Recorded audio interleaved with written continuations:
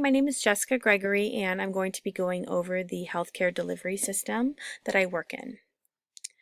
I work in the Neonatal Intensive Care Unit, also known as the NICU. It is a 42-bed unit in Tucson Medical Center located in Tucson, Arizona.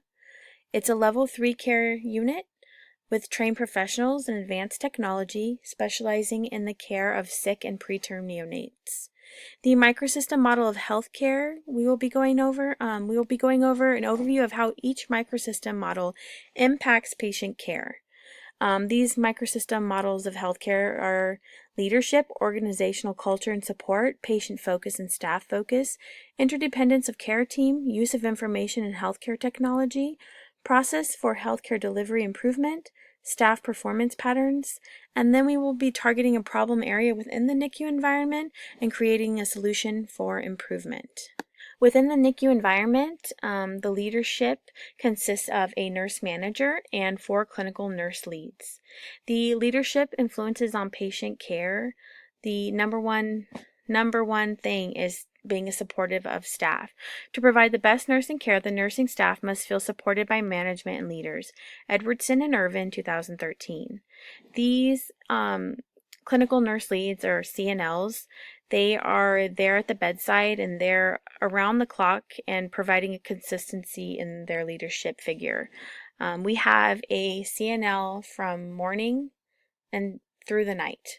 So they're always there. These CNLs are open for communication, and they do pre-shift updates with the staff. So every day before shift starts, 7 a.m., 7 p.m., these CNLs are meeting in the break room with the oncoming staff and updating staff on any pertinent information that's happened with the unit that day, any upcoming, impending deliveries that are going to be happening, or any social situations, or anything that's important that's going on in the unit. The CNLs are communicating with the staff, and like I said, this leads for great open communication with these leaders.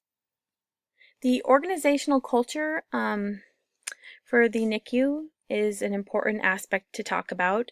The coherence of an organization is based strongly on its organizational culture. Springer, Clark, Fahn, Strofaas, and Belcher, 2012. The organizational culture is consistent with all staff, and that is to provide the most optimal patient care. When the optimal patient care is provided, there's a sense of teamwork and then also a sense of trust that's established within the care team. The organizational support for the NICU has a lot to do with providing funds. Funds are provided to promote family-centered care. And when I say family-centered care, I mean stuff that's not medically needed, such as allowing the staff to purchase scrubs that are cartoon characters and family-friendly, so that, the pediatric patients and the neonates and their neonate siblings are seeing staff that appears to be more friendly. Another thing that the organization did is provide funds to recreate the baseline for staffing. They lowered the nurse to patient ratios, which in the end resulted in better patient care. And a third way is providing funds for extra faculty, such as the infant developmental specialist and the child life specialist. Developmental specialist is a registered nurse who is trained specifically in developmental care for the neonate. This is not a staff nurse that is medically necessary to have on board, but it's one that helps educate the parents and educate the nurses on what's developmentally appropriate for these infants. The child life specialist is another staff member, not a nurse, but a staff member that comes in and assists the parents with scrapbooking and helping the parents feel more comfortable in the environment, and also helping the siblings feel more comfortable and helping the siblings, not be bored at the bedside while their parents are visiting with the infants.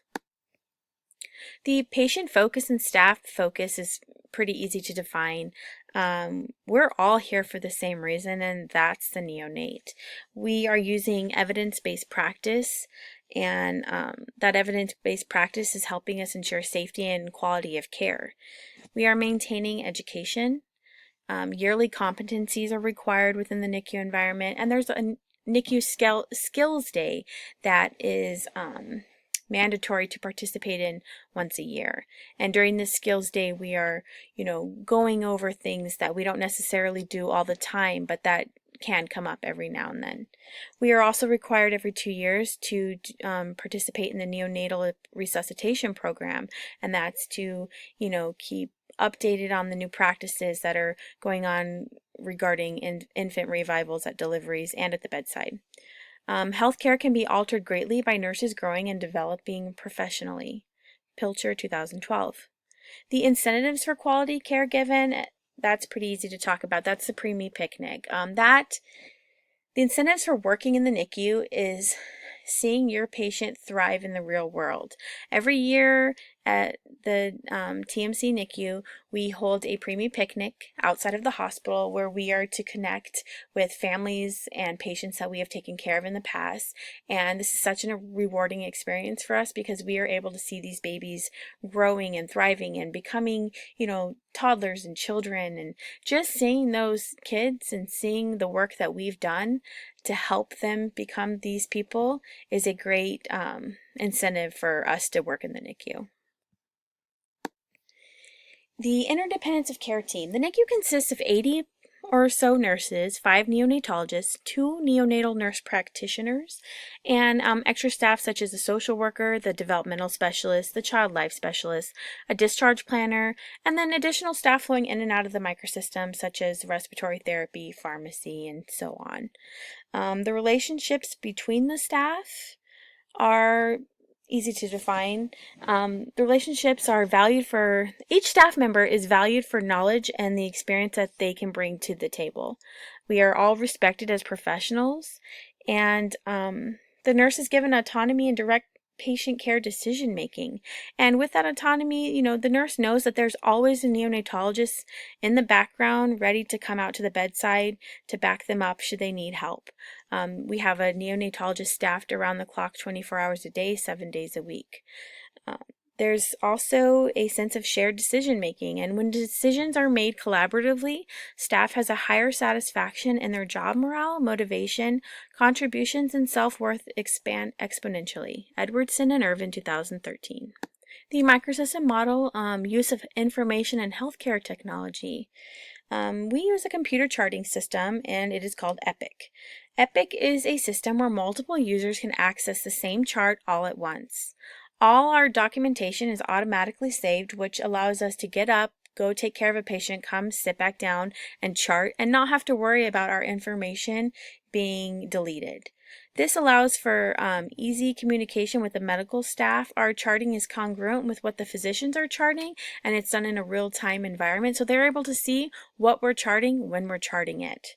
In the NICU, we use point-of-care charting. Point-of-care charting is basically you do the work, you sit down, and you chart it. This creates less errors on entries. It has an increased efficiency, superior for time management. Point-of-care charting documentation has been recognized for increased precision and time management, resulting in safer patient outcomes. Cole, Ursher, Chatterjee, Osman Burgaloo, Hechizer, and Bartos, 2012. The process for healthcare delivery improvement. The improvement system we use is the Lean board. The Lean board is based on the Japanese model, the Toyota production from the Toyota production system. Maximum care basically is given, and waste is kept to a minimum. Employees are able to input information or feedback. This allows for people working in the system to establish what works best. The Lean principles have proven to reduce wasted time, money, and energy, which in turn creates a more efficient and effective healthcare industry. Johnson, Smith, and Master, 2012. NICU utilizes the Lean board. The Lean board is easily accessible for all the employees. It's a cork board basically located in the break room. Employees are highly encouraged to input their recommendations and their feedback. The managers and the CNLs highly encourage this from the employees. Changes are made based on employee recommendations. We've had changes such as, curtains around the breastfeeding moms have been started due to this NICU Lean board.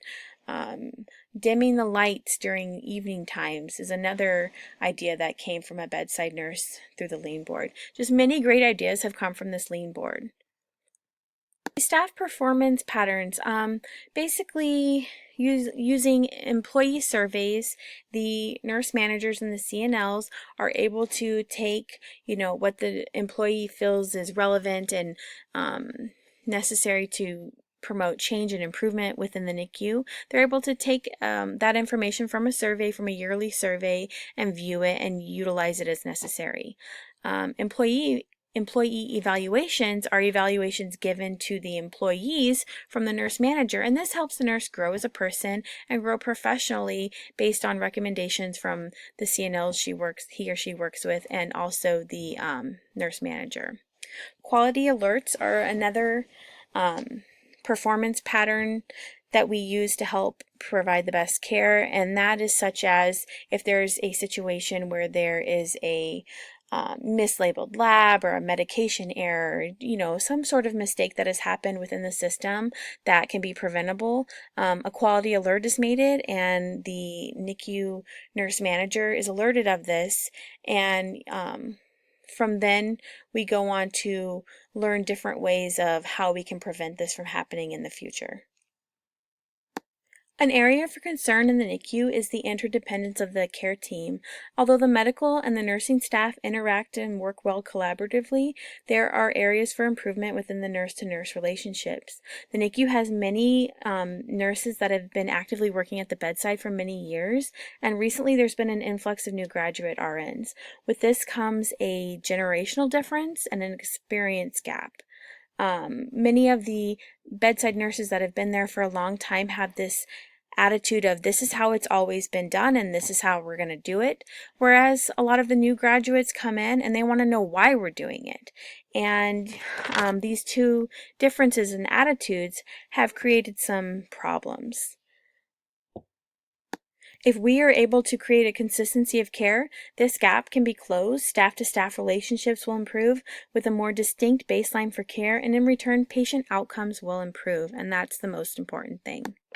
The plan for improvement in this situation would be to have an in-service on the generational differences between the nurses and to educate the nurses on the different personalities based on the generation they came from.